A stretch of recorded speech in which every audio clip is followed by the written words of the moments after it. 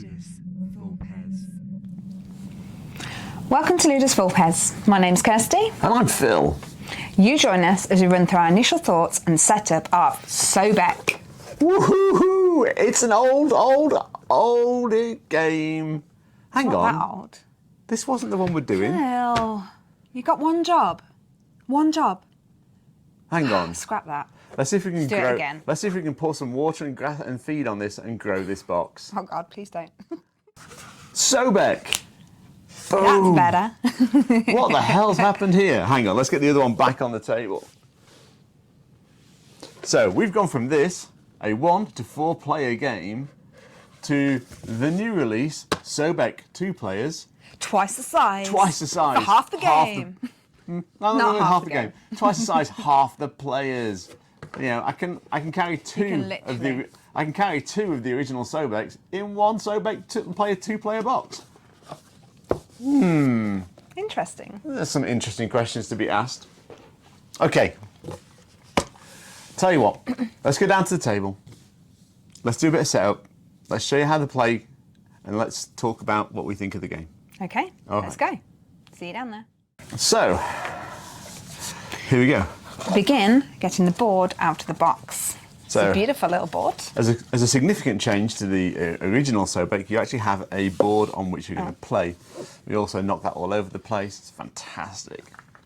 And this board's got 3 tracks, one inner, a middle, and an outer track, which we're going to fill. And we're going to start off filling them with these starting tokens, which are very pale grey compared to the actual game tokens, which are the dark grey. So we're going to give them a bit of a shuffle, like so, and we're going to fill them clockwise around there. And then each player is going to get 2 tokens bloop, to start them off with, and then the other tokens are going to go back in the bag, like so. Like so. You need to see me putting tokens back in the bag. Each player is also going to get a corruption station, and then we're going to fill the middle layer. Now, as you're filling these layers, it's important that the tokens themselves remain the correct way up. So you're looking for, on these ones that have got goods on them for trade, you're looking to keep the sort of brown box at the bottom that in this instance has some scarabs in it. The Sobek statues should be face up and facing the bottom of the board so that everything's sort of nicely aligned. As you deal these character tokens out, you're going to leave them face down. The non-character tokens are going to be face up. While Kirsty's doing that, I'm going to put out some pirogue tokens. You get a nice selection as part of the game, and you're going to randomly select 5 of them to put out into these little boat stations here. Steal some of these. You can. There we go. One more, and we are done. They go back into the bag, and that gets put to one side. Now, as Kirsty's filling the board, in here are our Devon tokens, which are basically just points at the end of the game. We'll talk about how you get those in a moment. That bag's going to sit just up there because it says Sobek on it. It's really nice. We're also going to take our wonderful Arc token. Also known as a key of life. I'm going to put it at the top of the board for now. Whatever tiles remain, goods tiles remains. There you go. Someone shuffled around last time. No. Someone's complaining, as always. Here we go. Here are your player tokens. They're just going to stay at the top of the board for now because we don't need them just yet.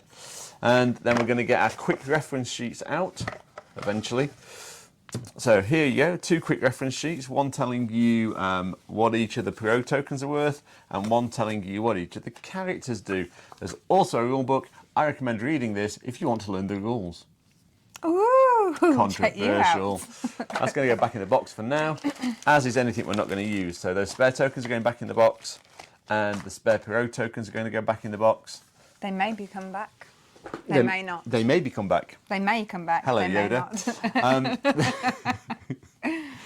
Now, during the game, you're going to be scoring points, and you're going to score points for sets that you play in front of you. And the way you're going to score points for sets is how many tokens of the like type of goods. So there's fish, fish, fish, fish, fish, fish, fish. So let's say you had 1, 2, 3, 4, 5 fish. You score 5 fish times by the number of scarab symbols on it. So in that instance, that would be 15 points because there are 3 scarab symbols.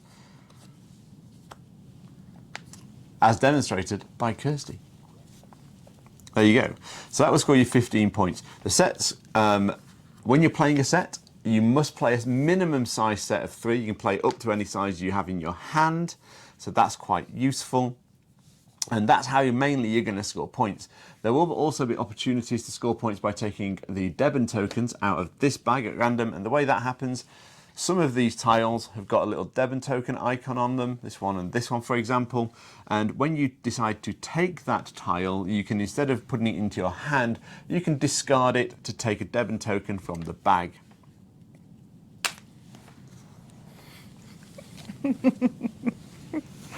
And we wonder why my hair goes wrong all the time. Deben tokens have different values on. Between 1 and 9, and the distribution of those Deben tokens is on the other side of the pirogue tokens, so you can see exactly what you've got in the bag, which is quite useful. The other thing on there are just some of the goods tiles distributions. So you've got distributions all there. So that's how you're going to score points at the end of the game. How are you going to collect those tiles and play those tiles? So on your turn, very simply, you have one of 3 actions to do. Action number 1 will be to take a tile from the board, and at the starting point, the first player will pick one of the 4 center tiles, and then place the Ankh so that it aligns with, and now you may not be able to see them quite clearly, but it aligns with these little like barriers on the side. So this particular piece here, if I were to take that, let's put it there. You'll see that the Ankh would sit across because here and here we have the barriers. So the Ankh token would then sit there. Now, for the next person who wants to take a tile from the board, that tile goes into your hand. If it's got a Deben symbol on it, once again, you can discard it. The next player then has to take a tile that falls across the line made by the 2 arms of the Ankh. So I'll actually just keep that clear. I'll put that like that. These arms. So Kirsty can then take a tile from anywhere on this row. Now, if she takes one of these tiles, all good, and she puts it into her hand.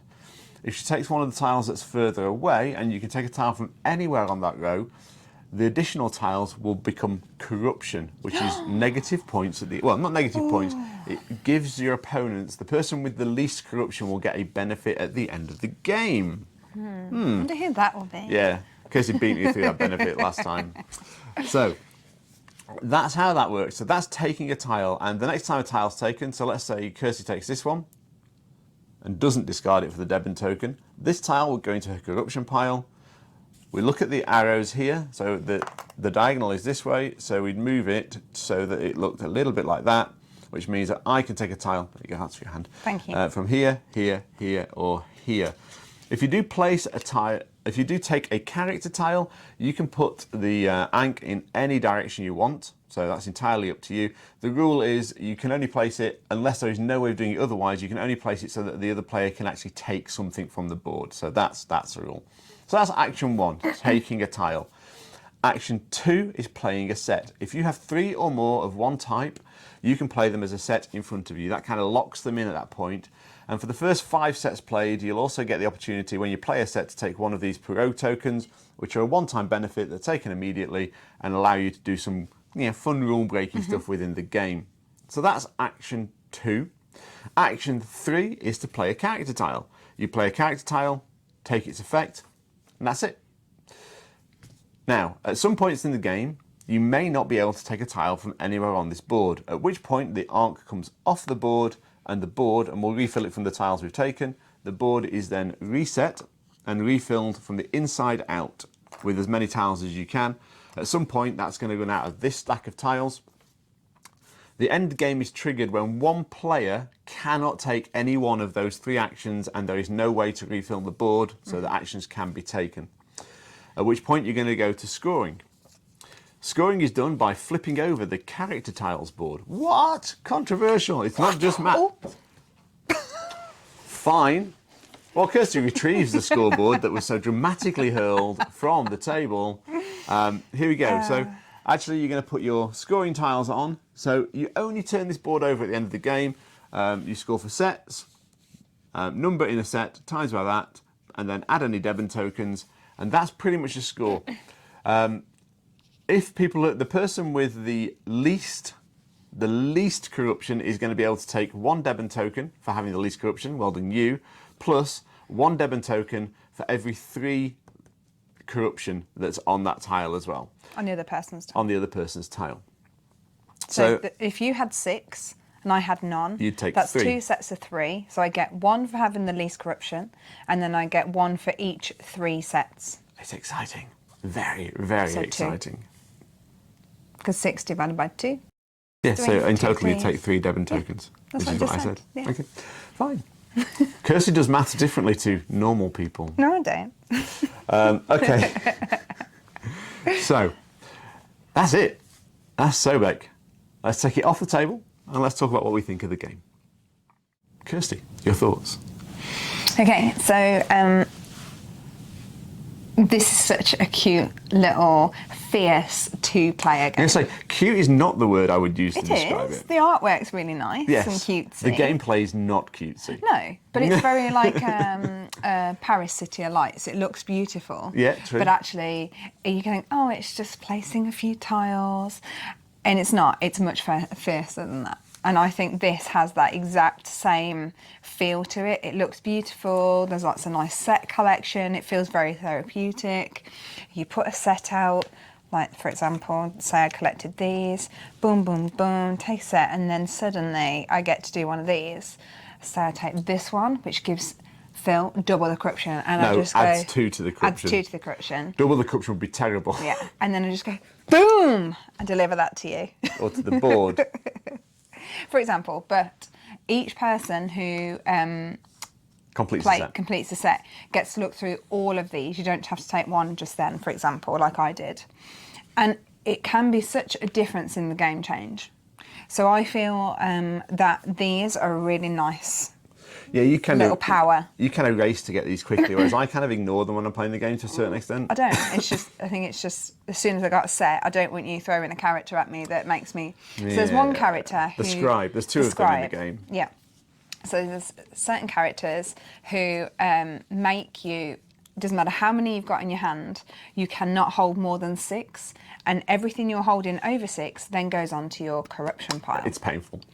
Of which, last time I played with Phil, I absolutely smashed him with that move. Yeah, she ended up with 4 Deben tokens at the end of the game, but still only won by about 6 points. So it's like, the game is... It's tight, but in a really, really good way. Yeah, it's very tightly balanced. And actually, one of the things I love about this game is... Like it's a puzzle. This is absolutely a puzzle, and so the aspect of actually placing the Ankh token, taking tile off the board, is a wonderful, wonderful puzzle, because all you're doing is going, right, I can take that tile, but if I take that tile, Kirsty can then take a tile that I know she wants, because I roughly know what she's been collecting. Now I don't want to take that tile, so maybe I'll take a different tile so that it'll come round to the tile I want without Kirsty being able to get what she wants, and you're constantly plotting on that board as to what you want and what you know the other player's going to take and what they're not going to take. And it becomes this really push and pull piece of tactics. It's like, how can I scupper you whilst getting the best for myself? Yeah. And it's a fantastic 2-player game. And it's quite interesting, I think, that the game's gone from a 2 to 4 player game, basically a card game, where you're still collecting goods and you're playing sets of goods, into, from Bruno, Cathala and Sebastien, Pauchon, a really tight push and pull 2-player game. And actually, you've got designers with a real pedigree there, because I think Jaipur, which is another great 2-player game, comes from Sebastien. Bruno Catala's done a lot of wonderful games, and this tightens Sobek down into just a genuinely great 2-player game. And if you are looking for a really good 2-player game, and there are some good ones out there. You mentioned Paris City of Lights already, but actually this sits up there on a par with that for me as a really tight push and pull type of game, where you're never sure who's going to win until the very last moment, and I love that in a 2-player game. Because if a 2-player game has a runaway victory, it's not a great 2-player game. No, it's not. No, it's not. And the characters are so well balanced with that. So the characters have 2 abilities. I'm not sure we've mentioned this.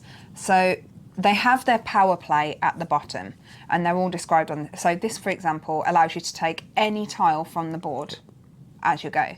However, if you have, What is it? it's a hay. If you have hay, So or you wheat. can also use the character tile as a resource. So as hay, as whatever the resources yeah. are.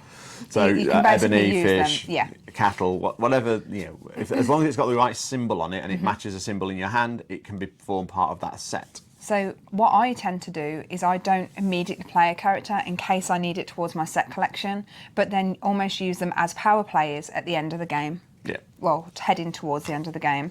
And I like that it's not just a one-trick pony. They've got the different options of what you can do. The Sobek statues count as wild as well, so they can extend a set. One of the few rules is, or few additional rules is playing a set, is you can't play a blank set of 3 Sobek statues.